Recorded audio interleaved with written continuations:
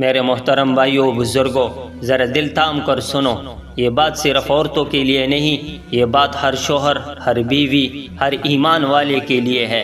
نبی کریم صلی اللہ علیہ وسلم نے فرمایا، دنیا میں کوئی عورت اپنے شوہر کو تکلیف نہیں دیتی مگر آسمانوں میں ایک آواز گونجتی ہے۔ جنت کی حور عین جو اس مرد کے نکاح میں لکھی جا چکی ہے، وہ کہتی ہے اللہ تجھے ہلاک کرے، اسے تکلیف نہ دے، یہ تیرے پاس صرف عارضی مہمان ہے، جلد یہ تجھ سے جدا ہو کر ہمارے پاس آنے والا ہے۔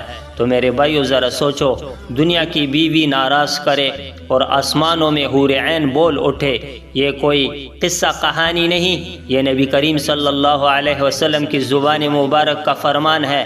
پھر دوسری روایت میں آتا ہے، حور عین دنیا کی عورتوں سے تعداد میں زیادہ ہیں اور وہ اپنی شوہروں کے لیے کیا کر رہی ہیں، بد دعائیں نہیں، شکوے نہیں، بلکہ دعائیں دیتی ہے۔ وہ کہتی ہے اے اللہ ہمارے شوہروں کو دین پر مضبوط کر دے، ان کے دل کو اپنی اطاعت کی طرف موڑ دے اور اپنی عزت و رحمت سے ہمیں ان تک پہنچا دے۔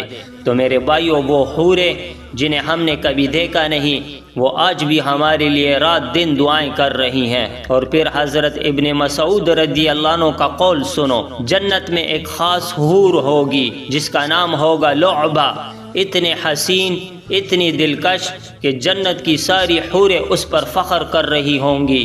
وہ اس کے کندھے پر ہاتھ مار کر کہیں گی طوبی لک یا لعبہ، تیرا نصیب کتنا بلند ہے، اور حسرت سے کہے گی کاش دنیا میں لوگ جان لیتے کہ تجھے پانے کے لیے کتنی محنت کرنی پڑتی ہے، تو وہ جان لگا دیتے۔ اور سب سے لرزا دینے والی بات، اس حور کی آنکھوں کے درمیان لکھا ہوگا جو چاہتا ہے کہ اسے میرے جیسا مقام ملے وہ میرے رب کو راضی کر کے دکھائے۔